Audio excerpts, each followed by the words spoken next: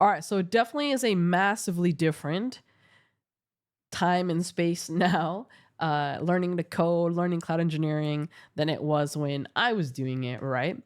But I think there are a couple of similarities and a couple of things that people have to their advantage now. And I kind of want to give my insight as to how I would leverage things like AI assistants and specifically GitHub Copilot and things like ChatGPT to learn how to code from scratch in 2024. With all that being said, hi, my name is GPS. I do cloud things at Microsoft, and here on YouTube, Twitter, LinkedIn, wherever it is that I'm posting this, don't forget to like and subscribe, and welcome to a new video.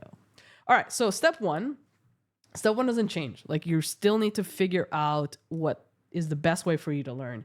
Is that reading and working through a book? Is that watching a video course? Is that an in-person class? Like, whatever it is, figure that out. I can give you a book and tell you, like, this was an amazing resource. I learned so much from it.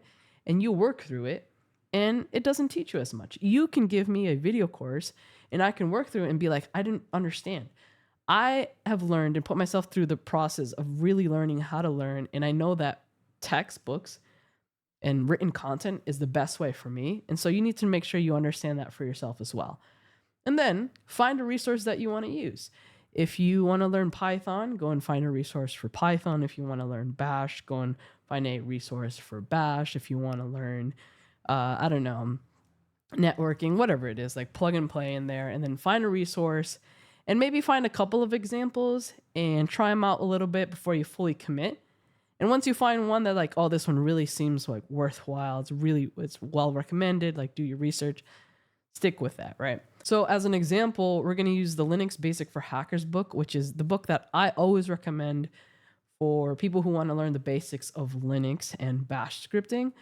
It is packed with so much information, but it's digestible. It ends every chapter with recommended exercises.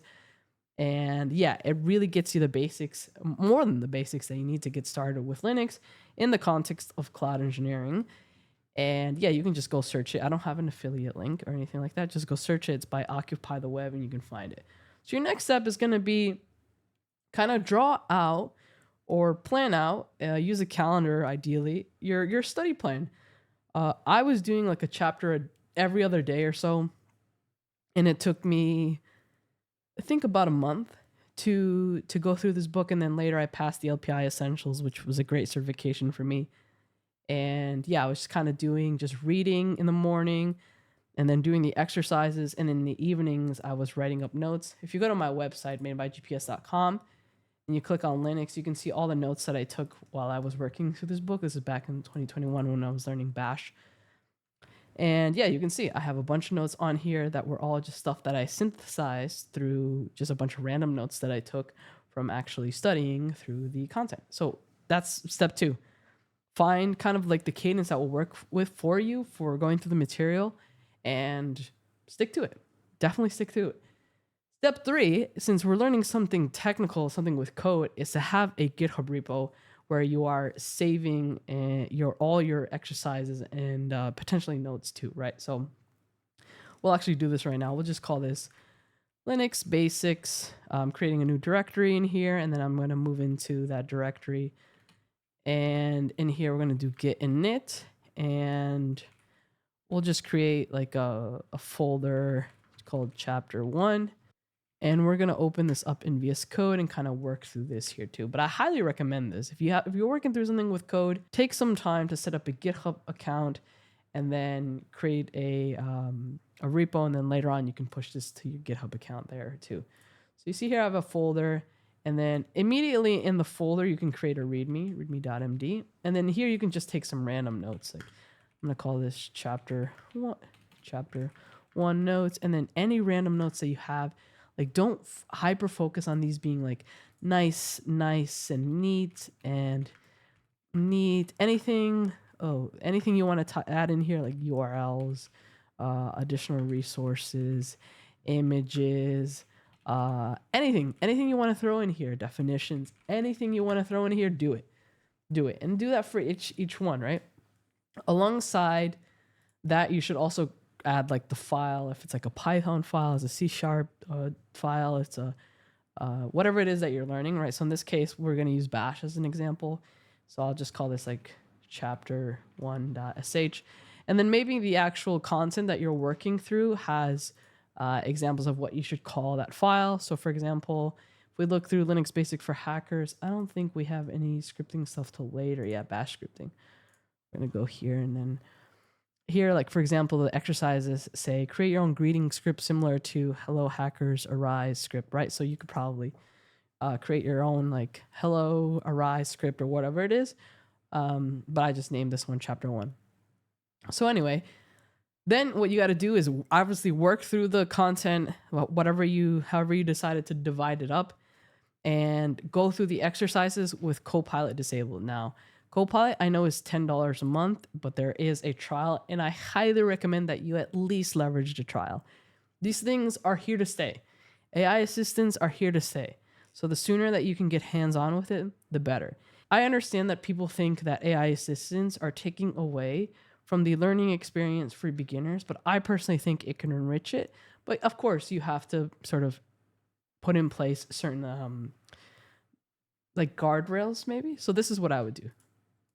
I would make sure that Copilot is disabled first of all. So if I have, I'm gonna zoom in here. You see, there's a little line here. It's crossed out. It means Copilot is disabled. If I click on it, and then I can enable completions, but I'm not gonna do that right now, right? So this exercise here was to create a hello hackers arise script. So I'm assuming that's like a greeting script. So I can say something like, echo hello, what is your name? Question mark, and then I'm just gonna read the name, and then I'm gonna just echo out a message saying hello, and the name that you provided me, right? That's right. And I probably have to do. Hold on, I gotta move into this correct folder. I definitely have to update the permissions. We can just do chmod 777 on here. There's actually a chapter in this book that explains what this is actually doing. So I won't dive deeper into this. But what is the name of this file again? Oh, let's call it chapter 1. Okay. So chmod 777 on chapter 1sh. Great. And so I should now be able to run this. And it says, hello, what is your name? GPS. And it says, hello, GPS. Awesome. Okay. So for example, I ran through, let's say that was the first example that was provided to me. Sweet. So then, once you fully understand what's going on, I would recommend you, one, enable completions, and then try to do the same exact example, but first by doing a comment, right? So let's say I need to print, let's say write a script that will print a greeting asking for a name as an input, and then print the name and a hello. I don't know, something like that, right? And we see hello, what is your name?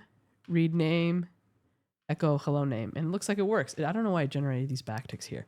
But you see, you since you worked through it the first time, you understand that, yeah, this does work, right? Had you had Copilot enabled from the very beginning and it generated everything for you, you would have been missing out from like fully understanding how to implement the exercise on your own.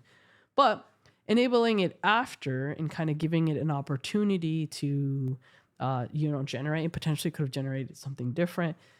This is a very simple example, but you get what I'm saying. And it's like a great way for you to understand how to kind of work with it, in my opinion. Now, another really cool thing I like and I recommend you do as well is use the chat feature. And the chat feature is just like my absolute favorite part of Copilot. So what I can do is I love digging deeper, like fully understanding everything that's going on. And then usually when I'm in here, like kind of trying to understand, I open up we'll open up the README onto the side here. Actually, we don't need the preview here. We can just open this up here, move here. And then what I will do is highlight a line and then use the /explain. And then we'll say, tell me what this line is doing, right? And then we'll just walk through. And even though you might already know what this line specifically is doing, it can provide additional information, for example. So it tells us here the line of code is written in, this line of code is written in shell script and it's using the echo command. The echo command is used to print data to the terminal. In this case, it's printing the string hello, what is your name, to the terminal. This could be the start of a script that interacts with the user asking for their name and then using it in some way. Now, additionally, what I really like about chat is it asks more of these questions down here. It almost sort of encourages you to dive a little deeper. So in this case, it asks, what are some common use cases for echo command in shell scripting? And you can select that, click on it, and it's going to generate that answer for you. And you can sort of continue to ask more questions. So like something could be, does the echo command accept any parameters? And kind of anything that you ask as you go, kind of think, okay, dive deeper, get the answer, fully understand what's going on. So we'll see all the kind of back and forth that I'm having it right inside of VS Code.